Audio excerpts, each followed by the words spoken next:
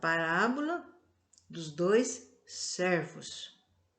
Quem crês que é o servo fiel e prudente, a quem seu senhor pôs sobre sua família, para que lhes dê de comer a tempo? Bem-aventurado aquele servo a quem o seu senhor achar neste ocupado quando vier. Na verdade, vos digo que ele o constituirá administrador de todos os seus bens. Há servos fiéis e servos infiéis. Jesus distingue as duas espécies, enumerando as boas qualidades de uma e as más qualidades de outra. O servo fiel a Deus é o que trata carinhosamente do seu progresso espiritual, sem se esquecer de ajudar a todos os seus irmãos na medida das posses e do seu adiantamento espiritual. Se é bafejado de bens terrenos, transforma esses bens em fontes de benefício.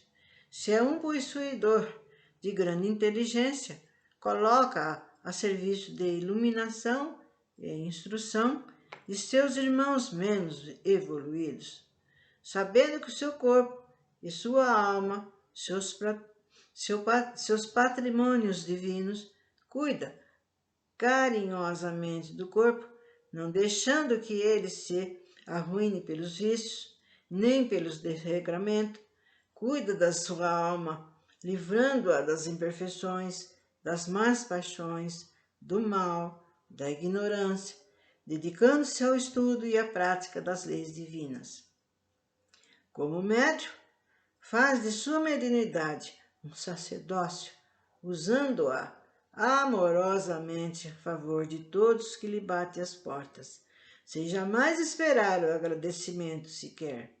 Em quaisquer circunstâncias que estejamos lembramos-nos sempre de que somos servos do Senhor, cuidar do seu patrimônio, e temos o dever de cuidar do seu patrimônio. Temos uma alma e um corpo para zelar, temos familiares, pois pais, mães, esposas, filhos, pelos quais somos responsáveis. Enxameiam-se por todas as partes os sofredores, aos quais devemos alívio, consolo, amparo, e também contaremos por toda parte ignorantes necessitados de luz. No luto, no sofrimento, a míngua do humano socorre, curtindo pacientemente suas dores, ou no esplendor da saúde e dos bens materiais, sejamos servos fiéis de Deus, esforçando-nos por servi-lo. A oportunidade de servir a Deus não falta a ninguém. Mesmo os que estão atravessando dolorosos períodos de sofrimento, pode-se fazer de suas dores um meio de servir a Deus, dando aos seus irmãos o exemplo de fé, da resignação, da paciência e da esperança. Mas se aquele servo, sendo mau, disser no coração: meu senhor tarda a vir, e começar a maltratar os seus companheiros e a comer, beber com os que se embriagam, virá o senhor daquele servo no dia em que ele não espera e na hora em que ele não sabe, e removê-lo, e para sua parte com os hipócritas. Ali haverá choro e ranger de dentes. Então está dizendo que é esses que ficam, como eu falei, não tem nada, vou aproveitar a vida, vou fazer isso, fazer aquilo, mas ele mal sabe que de repente ele é chamado, para desencarnar. Vejamos agora as características do servo infiel. Há muitas maneiras de sermos infiéis. Por isso, é preciso muito cuidado e atenção. os que entregam-se aos vícios e hipocrisia, à maldade, os que se comprazem na ignorância, os que semeiam a descrença, os que murmuram e se revoltam contra as situações e que se encontram, os que pensam unicamente em si, esquecidos dos que rodeiam, os que colocam a inteligência a serviço do mal, os que usam da fortuna para estimularem seus apetites e paixões inferiores, os que são maus comportamentos, têm maus comportamentos, dão péssimo exemplo ao seu próximo, ou os pregadores que somente pregam com os lábios e vivem em desarmonia com os que pregam, os médios que usam sua mediunidade para fins puramente materiais.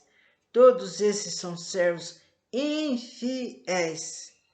A todos são concedidas oportunidades valiosas de serem servos fiéis, mas excessivo apego às coisas da terra, despertando e alimentando o egoísmo no seu coração da maioria das pessoas, transformando em servos infiéis e maus. A outra espécie de servos infiéis, e são aqueles que fazem questão de acumularem fortuna primeiro e saciarem-se dos gozos que a matéria pode proporcionar, para depois cuidarem da sua alma. Esses agem levianamente, pois como sabe, se lhes será facultado o tempo de se tornarem servos fiéis. Outros servos infiéis são aqueles que se riem e motejam quando lhes chamam atenção pelas coisas espirituais, movidos pela falsa superioridade. Os servos infiéis também serão chamados ao mundo espiritual quando menos esperarem, e o sofrimento lhes fará chorar e ranger os dentes, até que aprenda a cuidar fielmente dos patrimônios que a providência divina lhe confiou. Irmãos, espero que com essas poucas parábolas, para falar a verdade, que foram lidas, que foram faladas, né?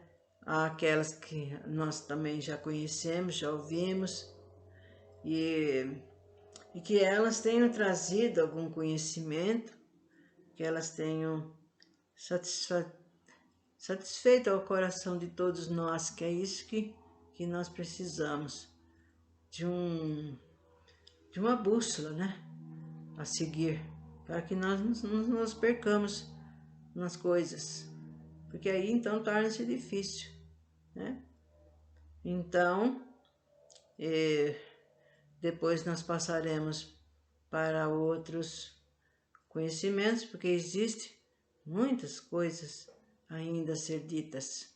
Então, é tudo resumido, um pouco de cada assunto, um pouco de cada coisa, para que a gente possa, né, abranger os conhecimentos e ficar sabendo coisas que nunca ouviu, que nunca pensou, que nos familiares ninguém abordou o assunto. E as pessoas que às vezes eles não conversam, mas eles pensam, mas por que será que acontece isso? Nossa, gente, que o meu vizinho, um menininho lindo, nasceu com problema na perninha. Ali adiante, né? O pai do meu amiguinho, um senhor bom, um bom pai de família, está sofrendo com câncer. E nessas perguntas, gente, é que se encontra o que foi falado, o que tem sido falado até agora, né? E só a gente acreditando nas reencarnações e que sabendo que a vida é eterna é que nós vamos entender, senão torna-se difícil. Ué, Eles falam, morreu, acabou. Mas vocês viram que naquela fase que eu falei sobre o passamento, sobre a reencarnação, foi bem claro, não existe morte. A vida continua, sem parar. Nós é que paramos. Nós é que nos acomodamos. Nós é que ficamos com preguiça. E vamos pensar bem no que tem sido lido, que tem falado até agora, desses livros maravilhosos. O seu Eliseu Rigonati, ele tem os livros dele que foram há muito tempo editados, mas que ele diz coisas maravilhosas. E o Ramatiz, existe uma infinidade de outros livros bons que nos mostram o caminho certo. Então vamos, quem tiver preguiça, não gosto de ler, então liga. Em 15, 20 minutos, você vê o que te aborrece, o que você não entendeu até agora, por que você continua pessimista, triste. Em poucas palavras, Jesus dá explicações.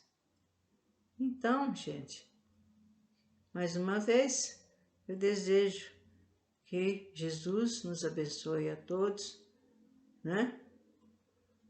E vamos seguir em adiante e sejamos todos otimistas.